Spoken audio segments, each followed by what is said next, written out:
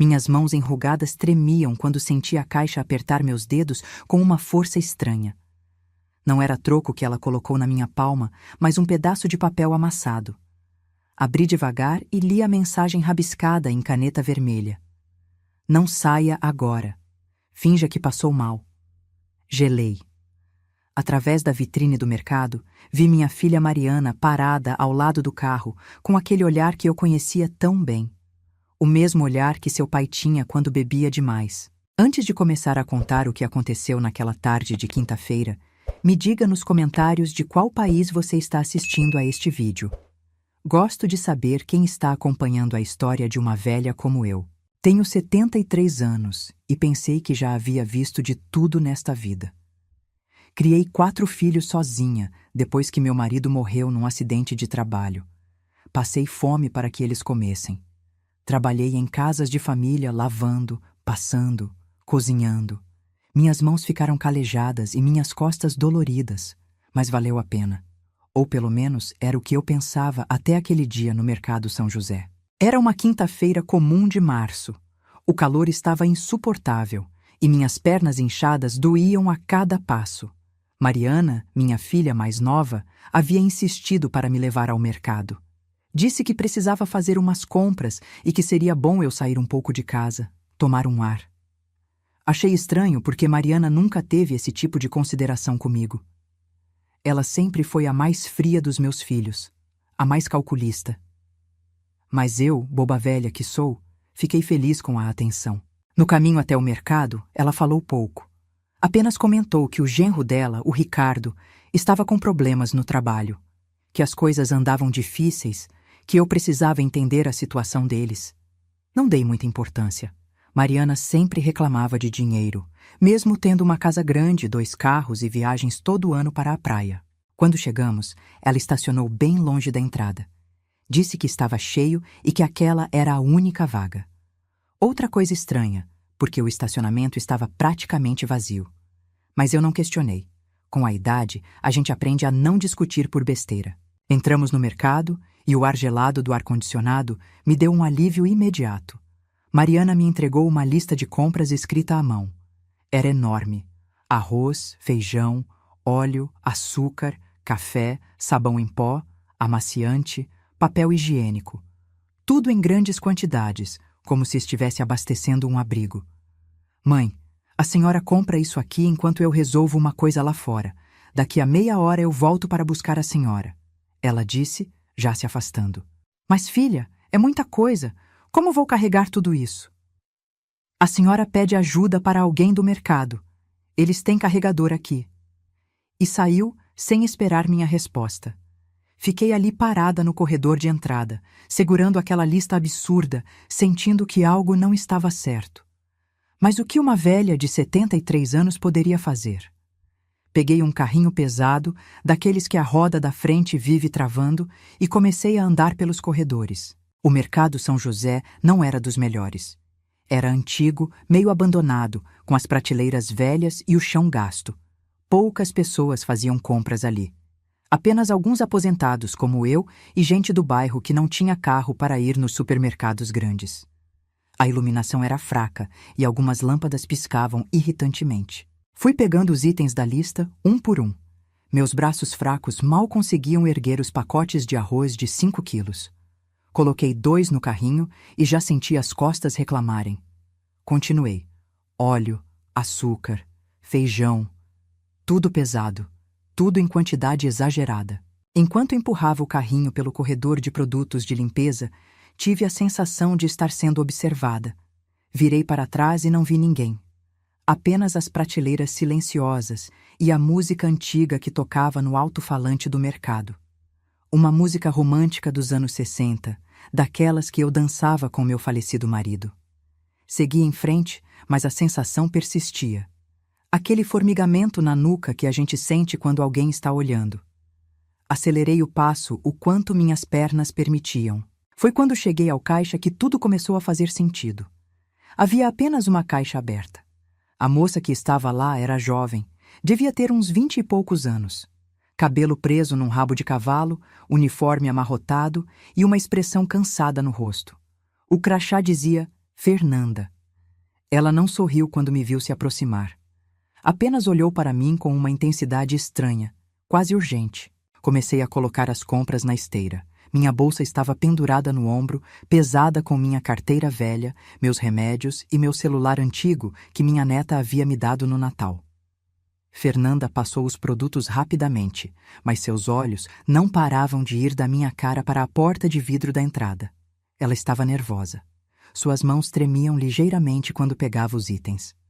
São R$ 240, ela disse com voz baixa. Abri minha carteira e tirei o dinheiro. Eram quase todas as minhas economias do mês, o dinheiro da minha aposentadoria que eu guardava para emergências. Mariana havia insistido que eu pagasse as compras, dizendo que depois ela me reembolsaria. Mais uma coisa estranha naquele dia cheio de estranhezas. Quando estendi a mão com o dinheiro, Fernanda fez algo inesperado.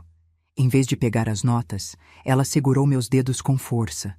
Seus olhos estavam arregalados, suplicantes. Então, com um movimento rápido, enfiou um papel amassado na minha palma junto com o troco. Leia. Ela sussurrou tão baixo que quase não ouvi. Meu coração disparou. Abri o papel com as mãos trêmulas. Era um pedaço rasgado de bloco de notas, escrito com caneta vermelha em letras apressadas. Não saia agora. Finja que passou mal. Sua filha quer te machucar. Confie em mim. O mundo girou ao meu redor. Li de novo, achando que havia entendido errado. Mas as palavras estavam ali, claras como o dia. Minha filha quer me machucar. Levantei os olhos para Fernanda. Ela acenou levemente com a cabeça, confirmando. Então apontou discretamente para a janela. Virei o rosto devagar, fingindo procurar algo na bolsa. Através do vidro embaçado da entrada, vi Mariana. Ela não estava sozinha. Ricardo, o marido dela, estava ao lado. E havia outra pessoa com eles, um homem que eu não conhecia. Eram grandes, pareciam nervosos, e todos os três olhavam fixamente para a porta do mercado, esperando por mim. Meu corpo inteiro começou a tremer. Não era só medo, era a sensação de estar caindo num buraco profundo e escuro. Como uma filha poderia fazer isso com a própria mãe? Pensei em todas as vezes que neguei comida para mim mesma para dar a ela. Pensei em todas as noites que passei acordada costurando roupas alheias para pagar o material escolar dela. Pensei em como vendi minha aliança de casamento para comprar o vestido de formatura que ela tanto queria. E agora ela estava ali fora, esperando para me machucar, para me matar. Fernanda percebeu meu estado. Rapidamente saiu de trás do caixa e segurou meu braço. A senhora está bem? Parece pálida, ela disse em voz alta, para quem quisesse ouvir. Mas seus olhos me diziam outra coisa. Confie em mim, estou te ajudando. Eu não estou me sentindo muito bem, consegui dizer. Minha voz saiu fraca, trêmula. Não precisei fingir muito. Vamos sentar a senhora aqui atrás, na salinha dos funcionários. Pode ser a pressão. Ela me guiou para além do caixa, através de uma porta marcada como apenas funcionários. Meu carrinho de compras ficou abandonado ali, cheio de coisas que eu nunca ia levar para casa. A salinha era pequena e apertada. Tinha uma mesa velha, algumas cadeiras de plástico e um armário de metal enferrujado. Cheirava a café requentado e mofo. Fernanda me sentou numa das cadeiras e trouxe um copo de água. Bebe devagar, ela disse. Minhas mãos tremiam tanto que derramei um pouco no meu vestido. O que está acontecendo? Como você sabe sobre minha filha? Fernanda puxou uma cadeira e sentou bem perto de mim. Sua expressão era séria, mas havia bondade em seus olhos. Eu os vi conversando no estacionamento antes de a senhora entrar. Eu estava fumando lá fora, no meu intervalo. Eles não me viram porque estava escondida atrás do container de lixo. A senhora sabe, a gente não pode fumar perto da entrada. Ela respirou fundo antes de continuar. Ouvi sua filha falando com o marido e com outro homem. Eles estavam discutindo um acidente, dizendo que tinha que parecer natural, que ninguém podia desconfiar. Que a senhora ia tropeçar e bater a cabeça ao sair do mercado, carregando as sacolas pesadas. Meu estômago embrulhou. Senti a bile subir pela garganta. as sacolas pesadas. Por isso, a lista absurda de compras. Por isso tudo em grande quantidade. Queriam que eu saísse com peso, desequilibrada, vulnerável. Tem mais, Fernanda continuou, a voz ficando mais baixa. O homem que estava com eles, o desconhecido, perguntou sobre dinheiro. Sua filha disse que assim que o acidente acontecesse, eles receberiam a herança e o seguro de vida. Que era muito dinheiro, o suficiente para pagar as dívidas e ainda sobrar. Herança? Seguro de vida? Minha mente não conseguia processar. Eu não tenho herança nenhuma. Minha casa é velha, não vale quase nada. A senhora tem certeza? Não tem nenhuma apólice de seguro? Nenhuma propriedade que valha alguma coisa? Pensei por um momento. Então me lembrei. Há uns 6 meses, Mariana havia me levado num banco. Disse que era para eu assinar uns papéis de atualização cadastral. Eu assinei sem ler direito porque confiei nela. Ela é minha filha, por que eu não confiaria? Tem um terreno, falei devagar, as peças se encaixando na minha cabeça. Um terreno que meu marido deixou. Fica numa área que está crescendo, perto do novo shopping. Mariana disse que não valia nada, que era só mato, mas eu vi na TV que estão construindo muito por lá. E ela me levou no banco há uns meses, para assinar papéis. Fernanda assentiu gravemente. Aposto que entre esses papéis tinha um seguro de vida, e talvez uma procuração para ela vender o terreno. Meu mundo desmoronou. 73 anos de vida. 4 filhos criados com tanto sacrifício, e minha filha caçula estava planejando me matar por dinheiro, por um pedaço de terra e uns papéis assinados. Eu não posso sair daqui, sussurrei, a voz falhando. Se eu sair, eles vão. Eu sei, por isso a trouxe para cá. Mas a gente precisa chamar a polícia. Peguei minha bolsa para procurar o celular, mas minhas mãos tremiam tanto que derrubei tudo no chão. Remédios para pressão, lenços de papel sujos, balas de hortelã velhas, tudo se espalhou pelo piso sujo da salinha. Deixa que eu pego. Fernanda se abaixou para me ajudar. Foi quando ouvi a porta do mercado se abrir com o sino tilintando. Passos se aproximando. E a voz de Mariana, alta e impaciente. Onde está minha mãe? Ela já pagou as compras? Fernanda e eu nos entreolhamos. Ela levou o dedo aos lábios, pedindo silêncio. Levantou-se devagar e fechou a porta da salinha com cuidado, girando a fechadura velha que rangeu alto demais para meu gosto. Fique quieta, ela sussurrou. Vou lá falar com eles. Não. E se eles fizerem alguma coisa com você? Não vão. Tem câmeras no mercado, tem outros clientes. Eles não vão fazer nada aqui dentro. O plano deles era te pegar lá fora. Ela saiu, deixando-me sozinha naquela salinha abafada. Encostei o ouvido na porta, tentando escutar.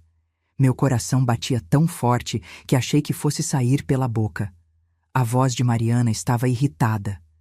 Cadê minha mãe? Ela estava aqui no caixa. A senhora passou mal, ouvi Fernanda responder calmamente. Acho que foi a pressão. Ela está no banheiro. No banheiro? Que banheiro? Lá nos fundos. Quer que eu vá verificar? Não, eu vou. Passos se aproximando. Meu coração quase saiu pela boca.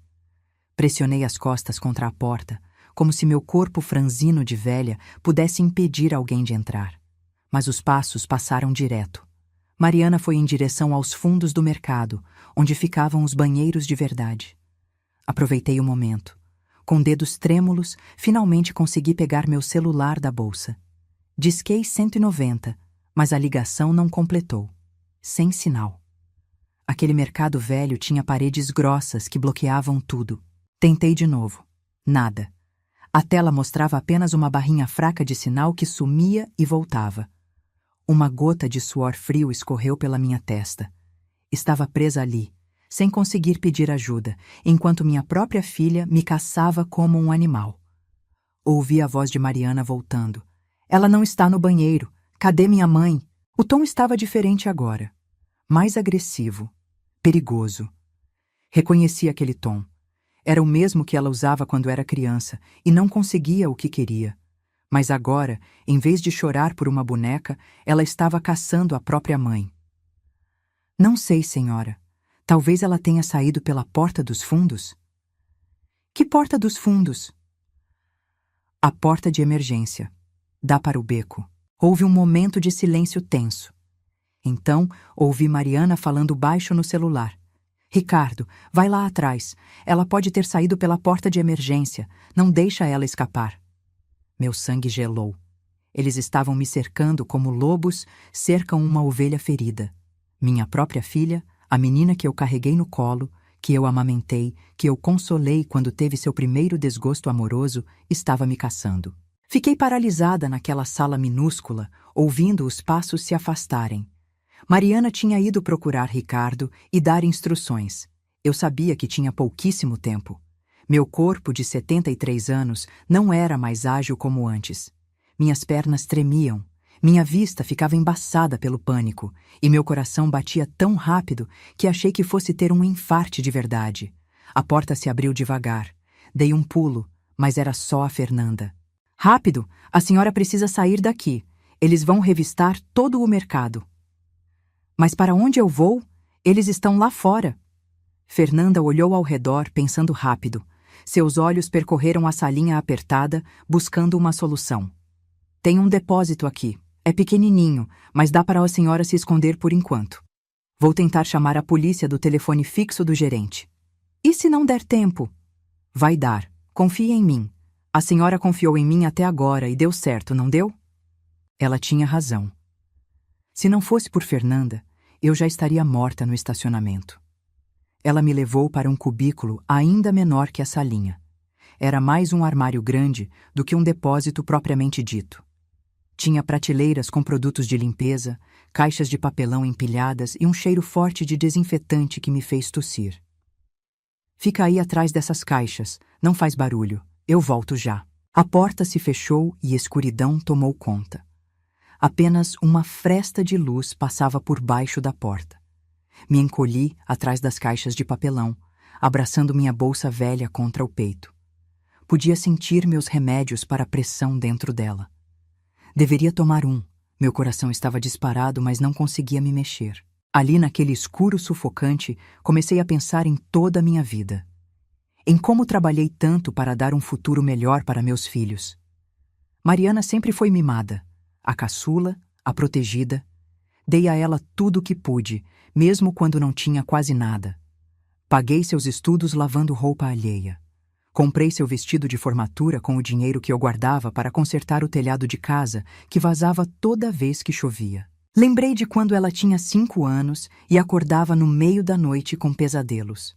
Eu ia até o quarto dela, deitava ao seu lado, cantava cantigas de ninar até ela voltar a dormir. Quantas noites foram assim? Quantas vezes neguei meu próprio descanso para dar conforto a ela? E agora ela queria me matar. Por dinheiro, por um terreno e um seguro de vida que eu nem sabia direito que tinha. As lágrimas começaram a cair silenciosas pelo meu rosto enrugado. Não eram lágrimas só de medo, mas de dor. A dor de uma mãe traída pela própria cria. Uma dor que doía mais que qualquer ferimento físico. Era como se tivessem arrancado um pedaço da minha alma. Ouvi vozes lá fora. Mariana estava de volta e parecia furiosa. Revistaram os fundos? E aí? A voz de Ricardo respondeu. Nada. A velha não está lá. Velha.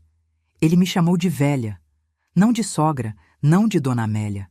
Velha. Como se eu fosse um objeto descartável, um estorvo que precisava ser eliminado. Ela tem que estar neste mercado. Uma velha de 70 anos não desaparece assim. Talvez ela tenha desconfiado de alguma coisa. Como ela ia desconfiar? Sou filha dela, ela confia em mim cegamente. Sempre confiou. A idiota sempre foi fácil de manipular. Quis gritar. Quis sair dali e perguntar como ela conseguia falar isso com tanta frieza. Mas permaneci quieta, mordendo a mão para não fazer barulho. O gosto de sangue encheu minha boca. Tinha mordido tão forte que me machuquei. Vamos revistar tudo de novo, disse o tal homem desconhecido. Sua voz era grossa, ameaçadora. Sala dos funcionários, depósito, estoque, até acharmos ela. Vocês me contrataram para fazer um serviço e eu vou fazer. Mas quanto mais demora, mais caro fica. Já pagamos metade, Ricardo respondeu irritado, e vão pagar a outra metade quando eu terminar o serviço. Mas se continuar essa enrolação toda, o preço sobe. Eles tinham contratado alguém, um assassino profissional. Não era só um plano desesperado de filha endividada. Era algo planejado, calculado, frio. Passos pesados começaram a se aproximar. Meu esconderijo seria descoberto em segundos. Olhei ao redor no escuro, procurando algo, qualquer coisa que pudesse me ajudar. Minha mão encontrou uma vassoura velha encostada na parede. Segurei com força, preparada para me defender se necessário. Uma velha de 73 anos com uma vassoura contra 3 pessoas mais jovens e fortes. Não tinha chance. Mas não ia morrer sem lutar. Foi quando ouvi outro barulho. Sirenes. Sirenes de polícia, ainda distantes, mas ficando mais altas. Merda! Mariana xingou. Alguém chamou a polícia. Vamos embora, agora! Ricardo ordenou. Mas e ela? Esquece! Se a gente ficar aqui, vão desconfiar de algo. Vamos! Júlio, sai pela porta dos fundos. Não podem te ver com a gente. O homem contratado devia ser esse Júlio. E o resto do meu pagamento? Depois a gente resolve. Agora some daqui. Ouvi passos correndo em direções diferentes.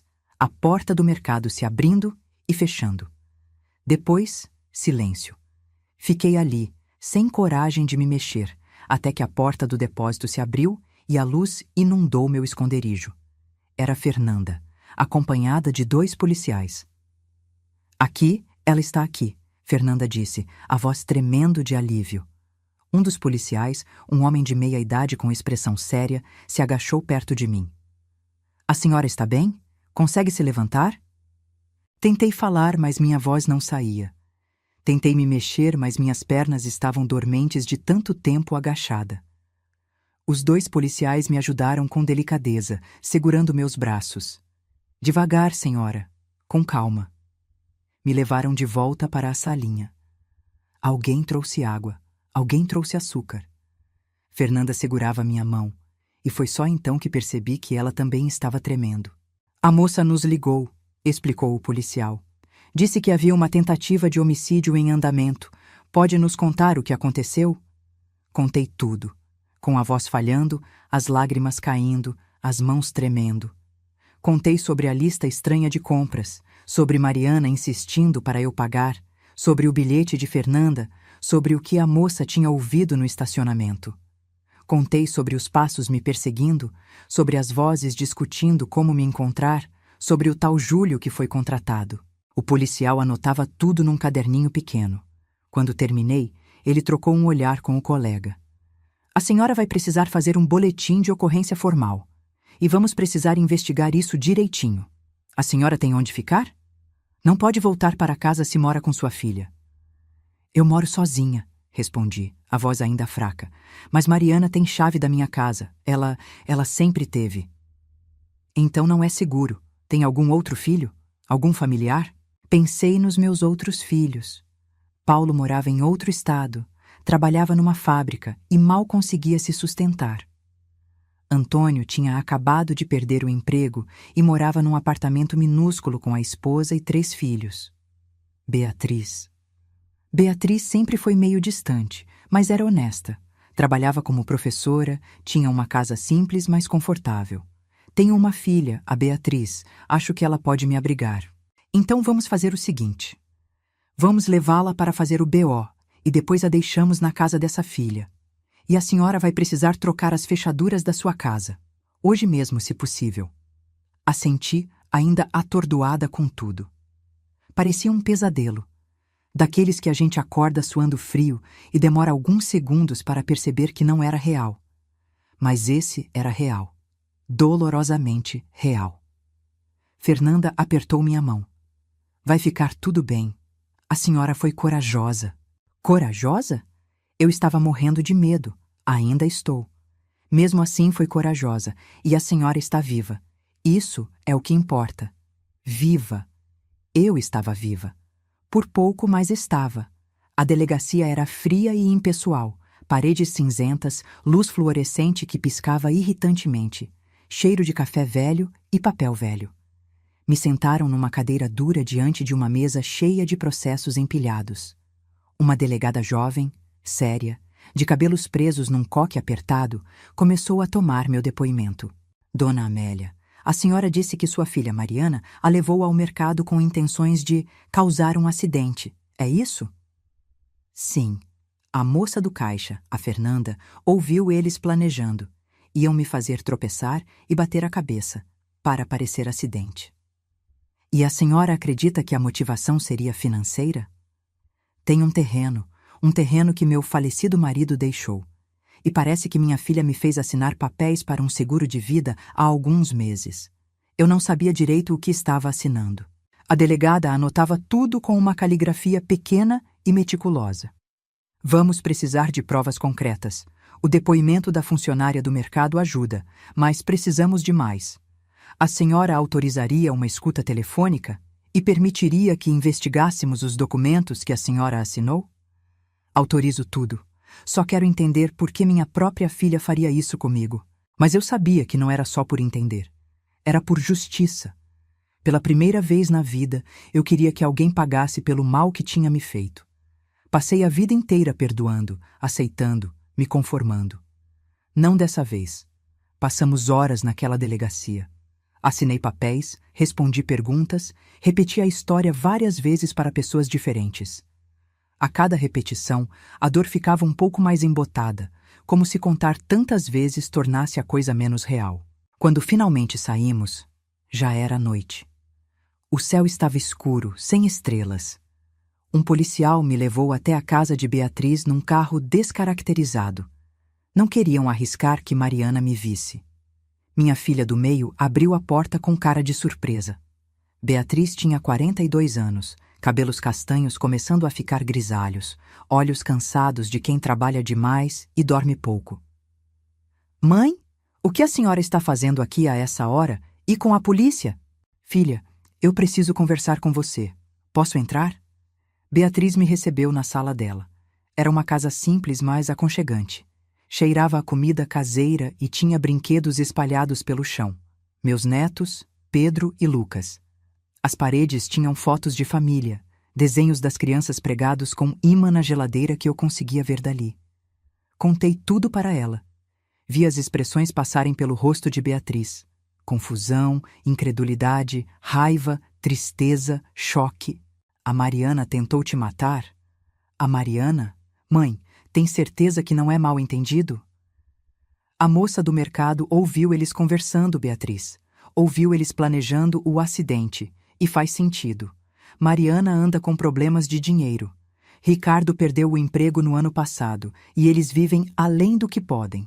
A casa grande, os carros importados, as viagens, tudo no cartão de crédito.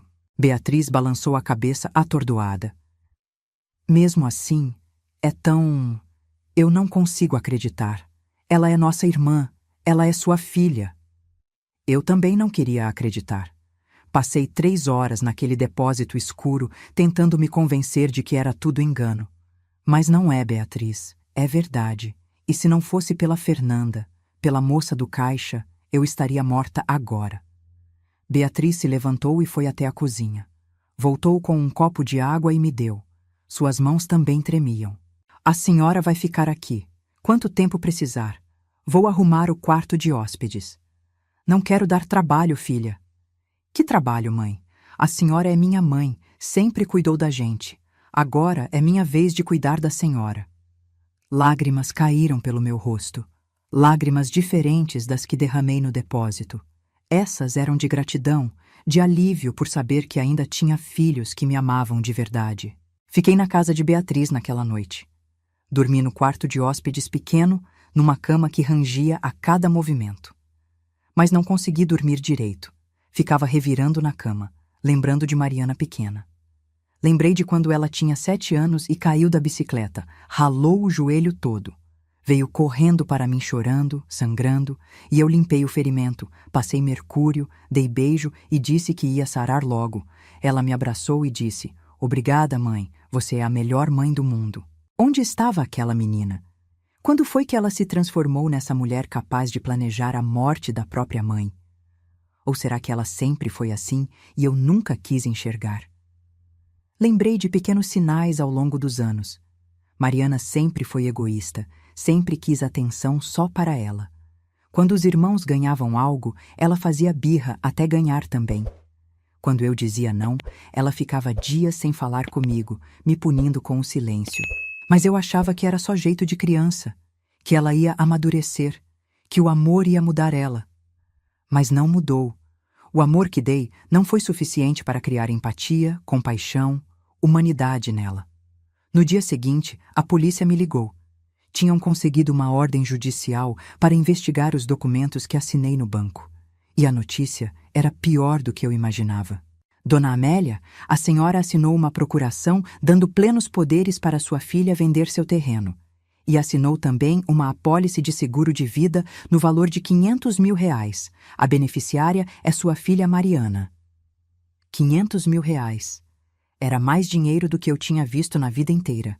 Trabalhei 40 anos para ganhar menos que isso. E tem mais, continuou a delegada. Conseguimos a gravação de uma conversa telefônica entre Mariana e o marido dela, de ontem à noite. Eles estavam discutindo o que fazer agora que o plano falhou. Na gravação, eles admitem que planejaram o acidente.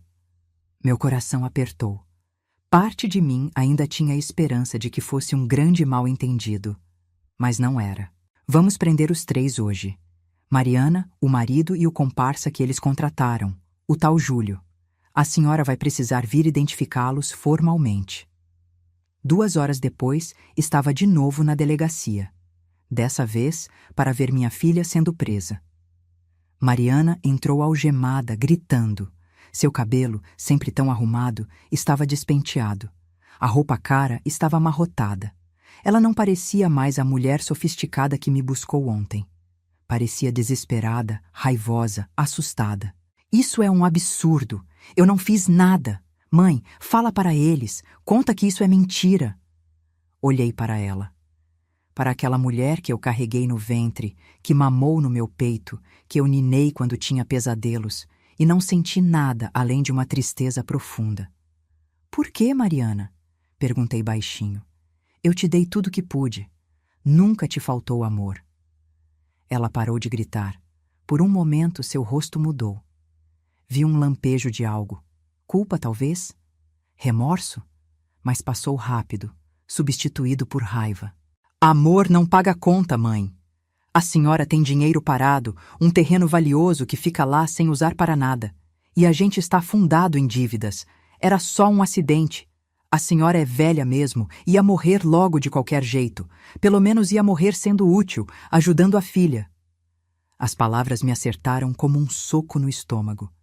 Ia morrer logo de qualquer jeito. Como se minha vida não tivesse valor. Como se 73 anos de existência, de luta, de amor, não significassem nada. Leva ela, ordenou a delegada aos policiais, a voz fria. Mariana foi arrastada gritando, me xingando, dizendo que eu era uma péssima mãe, que eu sempre amei os outros filhos mais que ela merecia aquele dinheiro, que eu era egoísta de não querer ajudar a própria filha. Ricardo entrou logo depois, também algemado. Ele não gritou. Apenas me olhou com desprezo, como se eu fosse culpada por ter sobrevivido, por ter arruinado o plano perfeito deles. E por último veio Júlio, o homem contratado. Era alto, forte, tinha tatuagens nos braços. Não me olhou. Nem sei se sabia quem eu era. Fiquei ali parada, sozinha no corredor frio da delegacia, ouvindo os gritos de Mariana ficarem mais distantes, até sumirem completamente atrás das portas pesadas que levavam às celas. Os dias que se seguiram foram uma névoa de dor e burocracia. Papéis para assinar, advogado para contratar, fechaduras para trocar. Minha casa, que sempre foi meu refúgio, agora parecia um lugar estranho. Cada cômodo tinha uma lembrança de Mariana. O sofá onde ela sentava quando vinha me visitar. A mesa onde comíamos juntas. O quarto que foi dela quando morava comigo antes de casar. Beatriz foi meu porto seguro. Ela me levava nas consultas médicas porque minha pressão disparou com todo esse estresse. Me fazia companhia nas noites em que eu acordava chorando, sonhando que estava presa naquele depósito escuro para sempre. Cozinhava minha comida preferida tentando me fazer comer, porque eu tinha perdido o apetite. Paulo ligou de longe, do Paraná onde morava. Chorou ao telefone quando contei tudo. Disse que ia juntar dinheiro para vir me visitar. Ofereceu o pouco que tinha, mesmo eu sabendo que ele mal conseguia sustentar a própria família.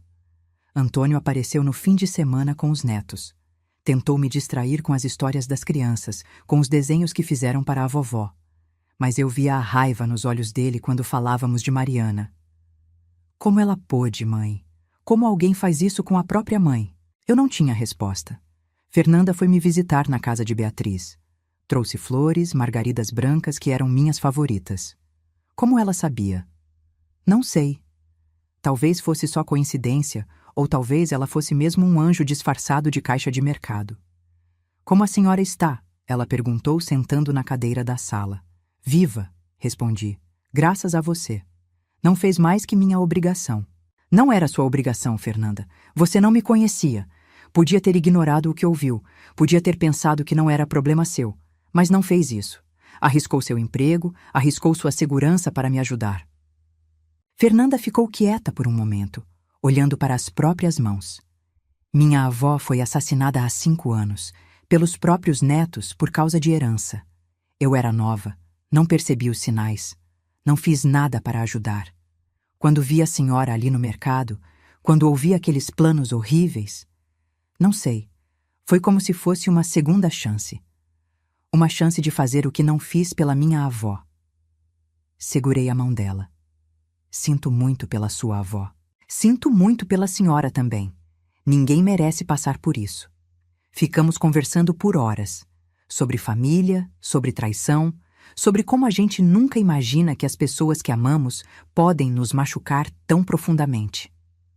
Fernanda me contou mais sobre sua vida, sobre como trabalhava no mercado para pagar a faculdade de serviço social. Queria ajudar pessoas vulneráveis, idosos maltratados. Você vai ser ótima nisso, eu disse. Já salvou uma vida, vai salvar muitas mais. Quando ela foi embora, senti um pouco de paz. No meio de tanta dor, tinha encontrado algo bom. Uma amizade verdadeira, nascida das circunstâncias mais terríveis. 3 semanas depois da prisão, recebi uma carta. Era de Mariana, da prisão feminina, onde estava aguardando o julgamento. Fiquei olhando para o envelope por 1 hora antes de abrir. Minhas mãos tremiam. Não sabia se queria ler o que ela tinha a dizer. Beatriz estava ao meu lado. Quer que eu leia primeiro, mãe? Não, preciso fazer isso. Rasguei o envelope devagar. Tirei 2 folhas de papel sulfite, escritas com caneta azul. A letra era dela, meio torta, diferente da letra caprichada que ela sempre teve.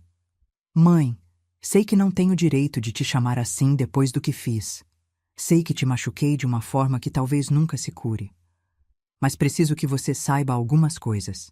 Primeiro, me arrependo. Todo dia aqui dentro, penso em você. Penso em como fui egoísta, gananciosa, cruel. Penso em todas as vezes que você se sacrificou por mim e eu nem percebi. Ou pior, percebi e não dei valor. Segundo, a culpa não foi sua. Você foi a melhor mãe que podia ser. O problema era eu. Sempre fui invejosa, sempre quis mais do que tinha. Você deu amor, mas eu queria coisas materiais, bens, status.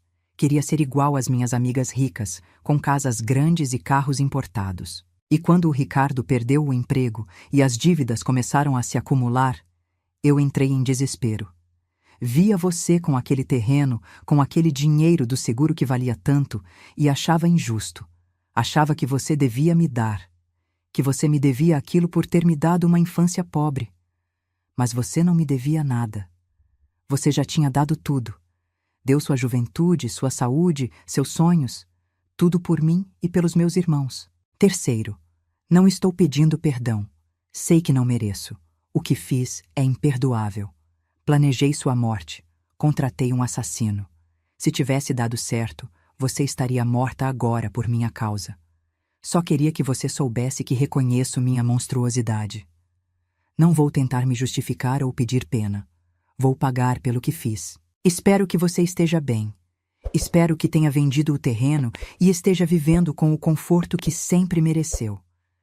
Você merece todas as coisas boas do mundo, mãe. Todas menos eu. Não precisa me responder. Entendo se nunca mais quiser falar comigo. Só queria que soubesse. Mariana. Dobrei a carta com cuidado. Lágrimas caíam no papel, borrando algumas palavras. Beatriz me abraçou. Ela se arrependeu, minha filha disse baixinho. Será? Perguntei. Ou é só a solidão da prisão falando? Ou o medo do julgamento? Não sei, mãe, mas a carta parece sincera. Talvez seja, mas mesmo sincera, muda alguma coisa? Ela ainda planejou me matar. Ainda me fez assinar aqueles papéis sem eu saber. Ainda contratou um assassino. Beatriz não respondeu. Não tinha resposta mesmo. Guardei a carta numa caixa velha de sapatos, junto com fotos de Mariana pequena. Não respondi. Ainda não estava pronta para isso. Talvez nunca estivesse. O julgamento foi marcado para 3 meses depois da prisão. Tempo suficiente para juntar todas as provas, ouvir todas as testemunhas, construir o caso. Eu teria que estar lá, como vítima e testemunha principal. Na noite anterior ao julgamento, não consegui dormir. Ficava imaginando como seria ver Mariana de novo. Como seria ouvir os detalhes horríveis do plano dela para me matar. Como seria sentar numa sala e ouvir advogados discutirem o valor da minha vida. Beatriz foi comigo. Paulo conseguiu tirar folga do trabalho e veio de longe. Antônio também estava lá. Meus 3 filhos que me amavam de verdade, sentados ao meu lado, dando força. O tribunal era um prédio antigo, com pé direito alto e bancos de madeira desconfortáveis. Cheirava a mofo e papel velho. Tinha gente demais, barulho demais. Me senti pequena ali dentro. Mariana entrou escoltada por policiais. Estava magra, muito mais magra que antes. O uniforme laranja de presidiária pendia frouxo no corpo dela. Tinha olheiras profundas, a pele pálida. Quando nossos olhos se encontraram, ela desviou o olhar rapidamente, as bochechas ficando vermelhas. Ricardo entrou logo depois. Ele estava diferente também, mas não parecia arrependido. Parecia raivoso, como se fosse culpa minha estar ali. Júlio, o assassino contratado, mal olhou para ninguém. Parecia entediado, como se aquilo fosse só mais um dia de trabalho que tinha dado errado. O promotor era um homem sério, de uns 50 anos, que falava com voz firme e clara. Ele apresentou as provas meticulosamente. A gravação telefônica onde Mariana e Ricardo admitiam o plano. Os documentos do seguro de vida que eu tinha assinado sem saber direito o que eram. A procuração que dava a Mariana poder para vender meu terreno. O depoimento de Fernanda sobre o que ouviu no estacionamento. As imagens das câmeras de segurança do mercado, mostrando Mariana, Ricardo e Júlio chegando juntos e ficando do lado de fora, esperando. Foi tudo muito técnico, muito frio. Números, artigos de lei, prazos. Como se estivessem falando de estranhos, não de mãe e filha. Não de uma tentativa de matricídio motivada por ganância pura. O promotor reproduziu a gravação telefônica na sala. Alto, para todos ouvirem. Devíamos ter esperado ela sair do mercado e dado o empurrão logo. A voz de Ricardo ecoava pelos alto-falantes. Agora a velha está escondida e a gente ferrou tudo. Culpa daquela caixa maldita. A voz de Mariana respondia, cheia de raiva. Se ela não tivesse se metido, já estava feito. A velha estaria morta e ninguém ia desconfiar de nada. Acidente de velha que tropeçou carregando peso. Normal. E agora? A polícia já deve estar envolvida. Agora a gente nega tudo. Dizemos que foi mal entendido, que a Caixa ouviu errado, que nunca planejamos nada. E o Júlio? O Júlio some. Já falei com ele. Demos metade do dinheiro, ele fica quieto e ninguém prova nada. A gravação terminou. O silêncio na sala era pesado, sufocante. Olhei para Mariana e vi lágrimas escorrendo pelo rosto dela. Mas não saberia dizer se eram lágrimas de remorso ou de medo da prisão. Quando chegou a hora da defesa, o advogado de Mariana tentou argumentar que tudo era circunstancial, que não havia prova definitiva da intenção de matar, que a gravação podia ser interpretada de outras formas, que minha filha estava desesperada por causa das dívidas e não estava pensando direito. Desespero não justifica matricídio, o promotor rebateu. Desespero não justifica contratar um assassino. Desespero não justifica forjar documentos e planejar friamente a morte da própria mãe para receber dinheiro de seguro. O júri deliberou por 3 horas. Foram as 3 horas mais longas da minha vida. Fiquei ali sentada naquele banco duro, com meus filhos ao lado, esperando, rezando para que a justiça fosse feita. Quando o júri voltou, o veredicto estava nos rostos sérios. O juiz, um homem idoso de cabelos grisalhos, leu o veredito com voz solene. No caso do Estado versus Mariana Santos Silva, Ricardo Ferreira da Silva e Júlio César Almeida, o júri chegou a um veredito. Pelos crimes de tentativa de homicídio qualificado, fraude e associação criminosa, os réus são considerados culpados. Mariana desabou chorando, o corpo inteiro tremendo. Ricardo ficou impassível, a mandíbula travada. Júlio apenas suspirou, como se já esperasse aquilo. O juiz bateu o martelo. Mariana Santos Silva, você é condenada a 8 anos de reclusão em regime fechado. Ricardo Ferreira da Silva, 8 anos de reclusão em regime fechado. Júlio César Almeida, 6 anos de reclusão em regime fechado, com possibilidade de progressão para regime semiaberto, após cumprir 1/3 da pena devido à confissão e colaboração com a justiça. 8 anos. Minha filha ia passar 8 anos na prisão. Quando iam levar Mariana embora, ela gritou: Mãe, mãe, me perdoa. Eu estava desesperada. Eu não sabia o que estava fazendo. Mãe, por favor. Fechei os olhos. Não conseguia olhar para ela. Não naquele momento. Beatriz apertou minha mão. Vamos, mãe, está acabado. Mas não estava acabado. Não para mim. A sentença judicial tinha terminado, mas a sentença emocional continuaria pelo resto da minha vida. Nos meses seguintes, tentei reconstruir minha vida pedaço por pedaço. Vendi o terreno. Não conseguia mais olhar para aquele pedaço de terra sem lembrar que quase me custou a vida. Com o dinheiro, quitei todas as minhas dívidas. Dei uma parte para cada um dos meus outros filhos, mesmo eles não querendo aceitar no começo. Aceitem, insisti. Vocês merecem. Sempre foram bons comigo. Sempre me amaram de verdade.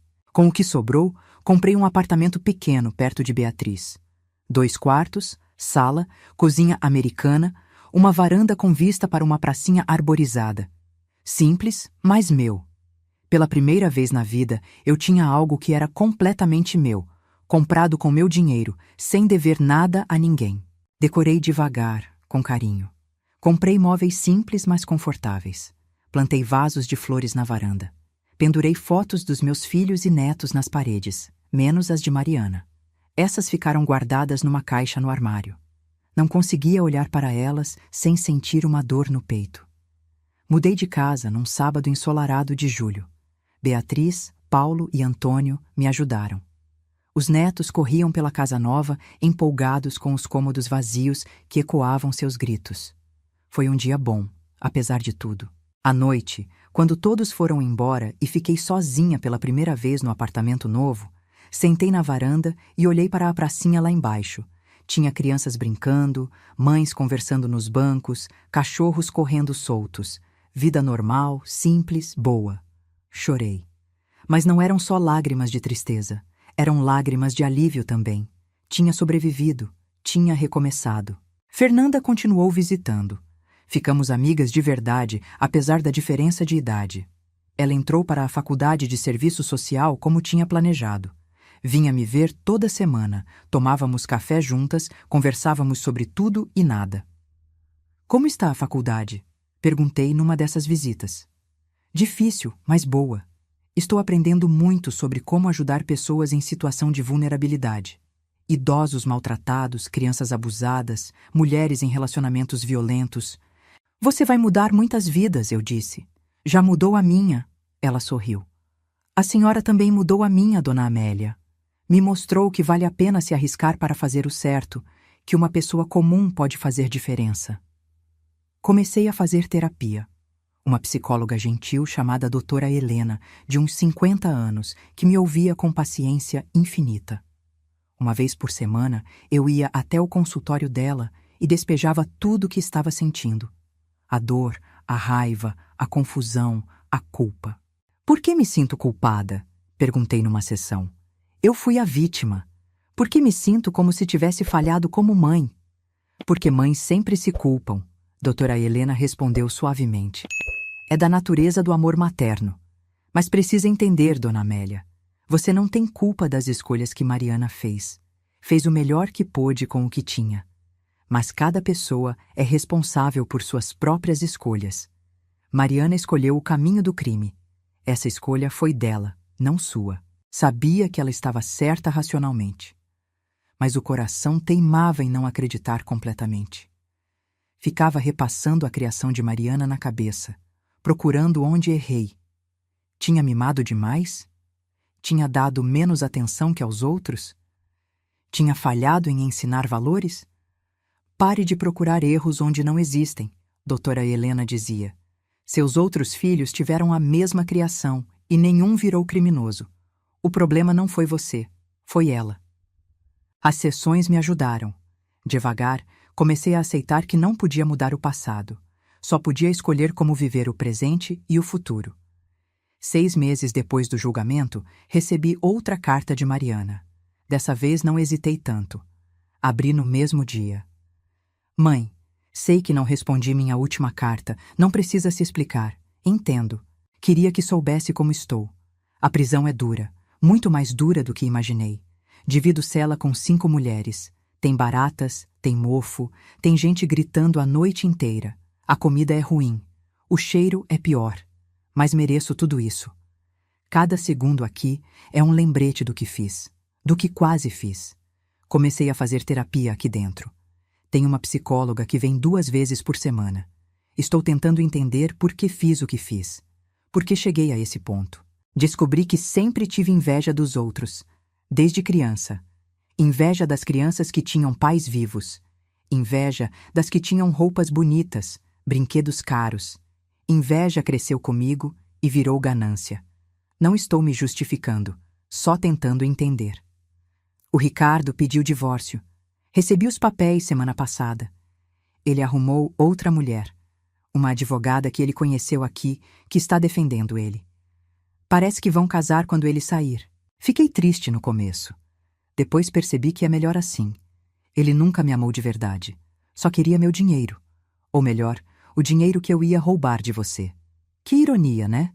Planejamos te matar pelo dinheiro e, no final, não ficamos nem com o dinheiro, nem um com o outro. Sabe o que mais dói? Não é a prisão. Não é o divórcio. É saber que perdi você, que perdi minha mãe. A pessoa que mais me amou no mundo, que se sacrificou por mim, e eu retribuí planejando sua morte. Isso me corrói por dentro todo dia. Novamente, não estou pedindo perdão. Só queria que soubesse que penso em você todo dia. Que me arrependo todo dia. Que daria tudo para voltar no tempo e fazer diferente. Com amor, sei que não mereço dizer isso, mas é verdade. Mariana. Dobrei a carta e guardei com a primeira. 2 cartas. 2 tentativas dela de se redimir, ou pelo menos de se explicar. Ainda não respondi, mas também não rasguei as cartas. Guardei. Talvez um dia estivesse pronta para responder. Talvez não. Ainda estava decidindo. Você devia responder, Beatriz me disse quando contei sobre a segunda carta. Por quê? Porque ela é sua filha. Porque está arrependida. Porque todo mundo merece uma segunda chance. Ela não me deu uma segunda chance, respondi amarga. Planejou me matar. Se tivesse dado certo, eu não estaria aqui. Eu sei, mãe, mas você não é ela. Você é melhor que isso. Talvez Beatriz estivesse certa, mas ainda não conseguia. A ferida ainda estava muito aberta, muito crua. 1 ano se passou desde aquele dia terrível no mercado. 1 ano inteiro de reconstrução, de terapia, de noites mal dormidas e dias aprendendo a viver de novo. Aprendi a fazer coisas sozinha. Sempre fui independente, mas depois de tudo o que aconteceu, a solidão tinha outro significado. Não era só estar fisicamente sozinha, era estar emocionalmente sozinha também. Era não ter mais Mariana para ligar quando precisava de algo. Era saber que uma das minhas filhas me traiu da pior forma possível. Mas também aprendi que solidão não precisa ser ruim. Pode ser libertadora. Aprendi a gostar da minha própria companhia. Acordava cedo, tomava café na varanda vendo o sol nascer, ia caminhar na pracinha, conversava com outras senhoras, voltava para casa, cozinhava meu almoço, assistia minhas novelas. Tinha meus filhos. Beatriz visitava toda semana religiosamente, sempre trazendo os netos. Paulo ligava todo domingo sem falta. Ficávamos horas no telefone colocando a conversa em dia. Antônio passava aos sábados, às vezes trazia churrasco, às vezes só vinha tomar um café e conversar. Tinha Fernanda, que virou uma amiga querida apesar da diferença de idade. Ela me contava sobre a faculdade, sobre os garotos que tentavam namorar ela, sobre os planos para o futuro. Eu dava conselhos, compartilhava minha experiência de vida. Era bonito ter essa troca intergeracional. Entrei num grupo da terceira idade na igreja do bairro. No começo, fui só porque a Beatriz insistiu, dizendo que ia fazer bem eu socializar mais. Mas acabei gostando. Tinha outras senhoras como eu, algumas viúvas, outras ainda casadas, todas com suas histórias de vida. Fazíamos artesanato, jogávamos bingo, organizávamos bazares beneficentes. Foi lá que conheci Dona Teresa, uma senhora de 80 anos que tinha passado por algo parecido comigo. O filho dela tinha tentado matá-la por herança 10 anos atrás. Ela sobreviveu e ele foi preso. Como a senhora conseguiu perdoar? Perguntei numa tarde enquanto bordávamos juntas. Quem disse que perdoei? Ela respondeu com um sorrisinho irônico. Ele cumpriu a pena, saiu, tentou se reaproximar. Eu disse não. Não quero contato. Ele fez sua escolha, eu fiz a minha.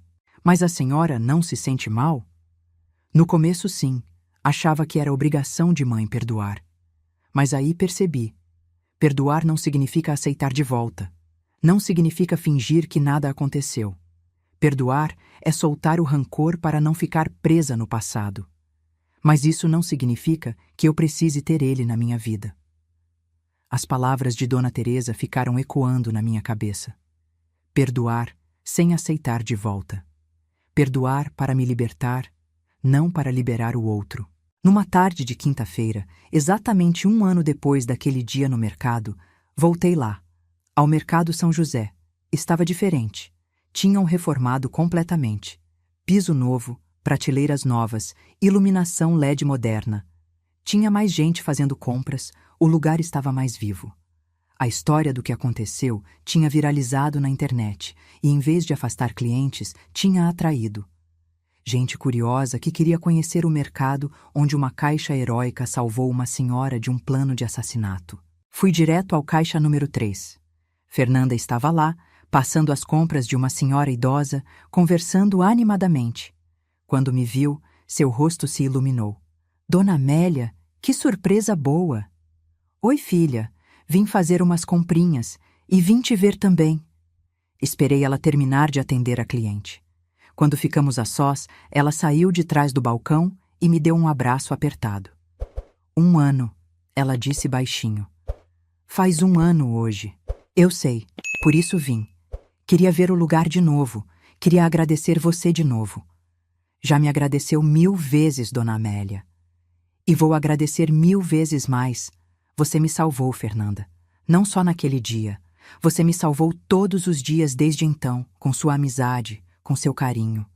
Fiz minhas compras, coisas simples, apenas o necessário. Nada pesado, nada exagerado. Uma cesta equilibrada, saudável. Na hora de pagar, Fernanda passou tudo com cuidado. São R$ 32. Paguei com dinheiro. Quando ela foi me dar o troco, segurei a mão dela por um momento. Obrigada, Fernanda. Por tudo. Por ter ouvido aquela conversa. Por ter escrito aquele bilhete. Por ter me escondido, por ter chamado a polícia, por ter se tornado minha amiga, por tudo. Ela apertou minha mão de volta, os olhos marejados. Sempre, Dona Amélia, sempre vou estar aqui. Saí do mercado com minhas 2 sacolas leves. O sol estava se pondo, pintando o céu de laranja, rosa e roxo. Era bonito. A vida era bonita, percebi. Mesmo com toda a dor, com toda a traição, a vida ainda tinha beleza. Hoje tenho 74 anos, quase 75, na verdade. Meu aniversário é daqui a 3 meses. Meu cabelo está completamente branco agora. Minhas mãos tremem um pouco mais do que antes. Minhas pernas doem quando vai chover. Mas estou viva. Mariana ainda está presa. Já cumpriu 1 ano e meio da sentença. Faltam 6 anos e meio, se não conseguir progressão de regime. Continuo recebendo cartas dela a cada 2 ou 3 meses. Guardo todas numa caixa de sapatos velha. Já são 8 cartas até agora. Ainda não respondi nenhuma. Mas decidi que vou responder à próxima. Não porque perdoei completamente. Não porque quero ela de volta na minha vida. Mas porque, como Dona Teresa me ensinou, preciso soltar esse rancor para meu próprio bem. Vou escrever para Mariana. Vou dizer que reconheço o arrependimento dela, que espero que use esses anos na prisão para realmente mudar, para se tornar uma pessoa melhor.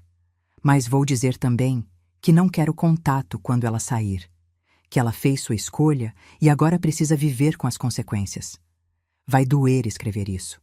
Vai doer assumir que minha filha caçula não faz mais parte da minha vida. Mas é necessário. Ricardo se divorciou dela mesmo, como ela contou na carta. Pelo que Beatriz descobriu, ele realmente casou com a advogada e já saiu da prisão por bom comportamento e progressão de regime. Está vivendo normalmente, como se nada tivesse acontecido. A justiça é assim às vezes, desigual, injusta. Júlio também já saiu. Cumpriu apenas 2 anos por ter colaborado com a investigação. Vi ele uma vez na rua, de longe. Fingi que não vi e fui para outro lado. Não queria nenhum tipo de contato. Minha vida agora é boa. Simples, mas boa. Tenho meu apartamento quentinho que amo cada vez mais. Tenho meus filhos que me visitam e me amam de verdade. Tenho meus 7 netos que passam fins de semana comigo enchendo a casa de bagunça e risada. Tenho minhas amigas da igreja, do grupo da terceira idade. Tenho minha terapeuta que me ajuda a processar tudo. Tenho Fernanda, minha amiga improvável que salvou minha vida. E tenho paz. Demorou, mas finalmente encontrei paz. Aprendi muitas coisas nesse 1 ano. Aprendi que família não é só sangue. É quem fica ao seu lado nos momentos difíceis. É quem te ama de verdade, não por interesse. Beatriz é família. Paulo é família. Antônio é família. Fernanda é família. Os amigos da igreja são família. Mariana. Mariana é uma ferida que está cicatrizando lentamente. Talvez nunca cicatrize completamente. Sempre vai ter uma marquinha, um lugar sensível que dói quando mexe, mas não vai mais me destruir. Aprendi também que é possível recomeçar em qualquer idade. Aos 73 anos, quando tudo aconteceu, achei que minha vida tinha acabado, que não conseguiria superar. Mas consegui. Vendi o terreno, comprei uma casa nova, fiz novos amigos, reconstruí minha vida pedaço por pedaço. Se eu consegui, qualquer pessoa consegue. Aprendi sobre bondade também. A bondade de uma estranha que arriscou tudo para me salvar. Fernanda não me conhecia de nada, mas me salvou porque era a coisa certa a fazer. Isso me deu fé na humanidade de novo. E aprendi sobre mim mesma. Aprendi que sou mais forte do que imaginava. Uma vida inteira achando que era só uma velhinha fraca, e descobri que tinha coragem, resiliência, vontade de viver. Sobrevivi à morte do meu marido. Sobrevivi a criar 4 filhos sozinha na pobreza. Sobrevivi a trabalhar até os ossos doer. E sobrevivi até mesmo à traição da minha própria filha. Se sobrevivi a tudo isso, posso sobreviver a qualquer coisa. Ontem à noite, sentada na minha varanda vendo as estrelas, pensei em tudo o que passei. E sabe o que senti? Gratidão. Gratidão por estar viva. Gratidão por ter filhos que me amam. Gratidão por ter conhecido Fernanda. Gratidão por ter força para recomeçar. Gratidão até mesmo pela dor, porque ela me ensinou muitas coisas. Não quer dizer que não tenho dias ruins. Tenho. Dias em que choro sem parar.